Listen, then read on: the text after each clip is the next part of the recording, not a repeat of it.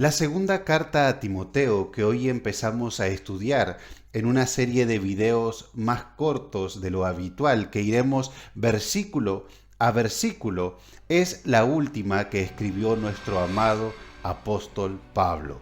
Esta no es la primera carta que leemos de él. De hecho, en nuestra congregación hemos estado meditando en cada una de las cartas anteriores, siendo capítulo a capítulo, versículo a versículo. Por lo tanto, sabemos cómo se comportaba el apóstol Pablo y qué era lo que él predicaba. Por lo que podemos decir sin temor a equivocarnos que hay una gran diferencia entre ser un apóstol en la iglesia primitiva y los que hoy se denominan apóstol. A Él sea la gloria y nosotros nos llevamos los beneficios.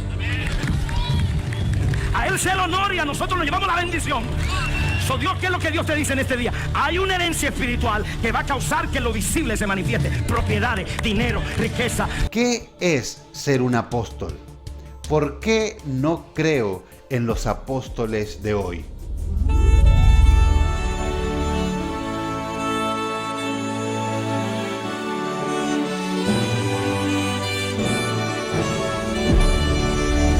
Hola a todos, espero que anden bien, que el Señor les bendiga.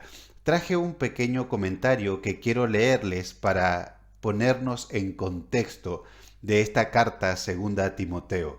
Así comenta William MacDonald sobre esta carta. Desde su tenebroso calabozo en Roma, con solo un agujero en el techo para dejar entrar la luz y esperando su muerte por decapitación, el espiritual, inteligente y tierno apóstol, ahora envejecido y fatigado, tras su larga y ardua carrera por Dios, escribe un final llamamiento a Timoteo.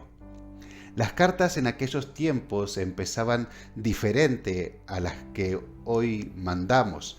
En aquellos tiempos se presentaba primeramente el autor de la carta, y no es excepción esta carta de 2 Timoteo. Vamos a leer nuestro primer versículo. Empezamos con 2 Timoteo capítulo 1, versículo 1.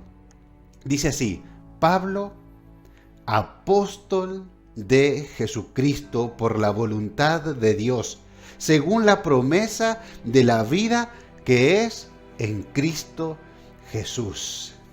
¿Qué es un apóstol? Traje otro comentario que quiero leerles que tiene una definición corta y precisa. Es de la Biblia de Estudio MacArthur. Dice así: la palabra griega apóstol significa uno que es enviado.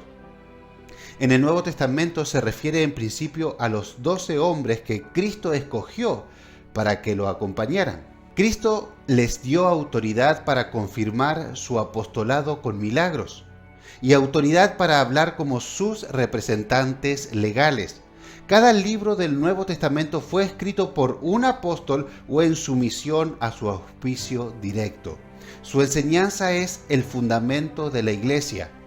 Cristo mismo seleccionó a Pablo para esta posición y lo adiestró para cumplir con este ministerio. Y el doctor Martin Lloyd-Jones, un pastor muy preparado y usado por Dios, da muy parecida esta definición de apóstol como encontramos en la Biblia de MacArthur, pero él agrega algo, una observación con la que estoy totalmente de acuerdo y también se las quiero compartir. Él escribe: no estoy diciendo con esto que no existan algunas veces siervos de Dios que tengan un tipo de ministerio apostólico.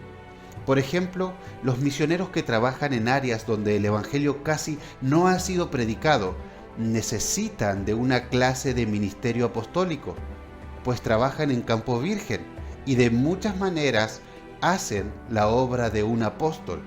Está documentado que durante los gloriosos tiempos de un avivamiento, ciertos líderes fueron revestidos con una unción extraordinaria y elevados por el Espíritu con un poder y autoridad fuera de lo normal. Ahora bien, lo que afirmo es que nadie debe asumir por su propia cuenta el título de apóstol, porque este es un llamado único y muy, pero muy especial. Y hermanos, ni siquiera los padres de la iglesia osaron llamarse a sí mismos apóstoles, y ellos fueron hombres usados por Dios. Ahora, si le quedan dudas, vea nuestro versículo. Descubre claramente cuál es la falla principal de los que hoy se autodenominan apóstoles. Dice Pablo, apóstol de Jesucristo, por la voluntad de Dios. O sea, fue la voluntad soberana de Dios elegir a Pablo para este singular ministerio. Y sigue diciendo nuestro texto, según la promesa de la vida que es en Cristo Jesús. Esta última parte del versículo es una referencia a este evangelio que predicaba Pablo, que promete vida eterna a todo aquel que se arrepiente y pone su confianza en Cristo Jesús. Pero quiero llamar su atención a la palabrita según, porque el apostolado de Pablo estaba en coherencia con lo que él predicaba. El propósito y la razón por la que él era un apóstol era por el evangelio. Y él mismo nos dejó fuertes advertencias con cualquiera que predicara un mensaje diferente a este. Aun si un ángel del cielo o si él mismo llegaba a predicar otro evangelio, estaría bajo maldición.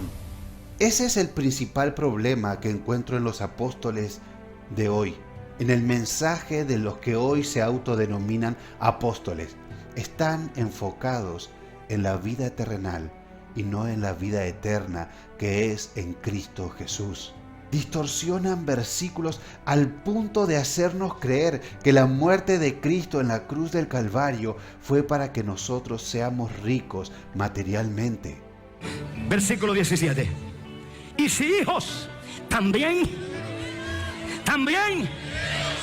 ¿quiénes son los únicos que heredan natural y espiritual? ¿Quiénes? Tienes derecho a prosperar, tienes derecho a ser sano, tienes derecho a tomar territorio, tienes derecho a expandirte, tienes derecho a cosas grandes. Oh, aleluya. A Él sea la gloria y nosotros nos llevamos los beneficios. A Él sea el honor y a nosotros nos llevamos la bendición.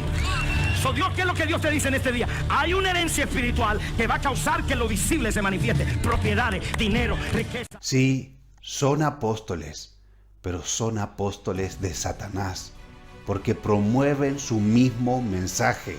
Incitan a la iglesia que busque esas cosas que la Biblia claramente nos dice que son destructivas.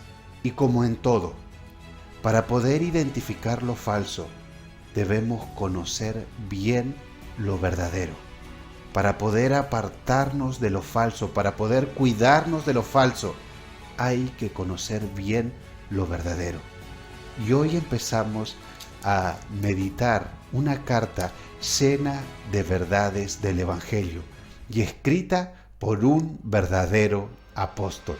Estos nuevos videos, esta nueva serie de videos que hoy empezamos a hacer, no van a ser largos, pero mi oración, mi deseo es que contenga concentradas dosis de sana doctrina para edificar, para salvar y para guardarnos del engaño del maligno.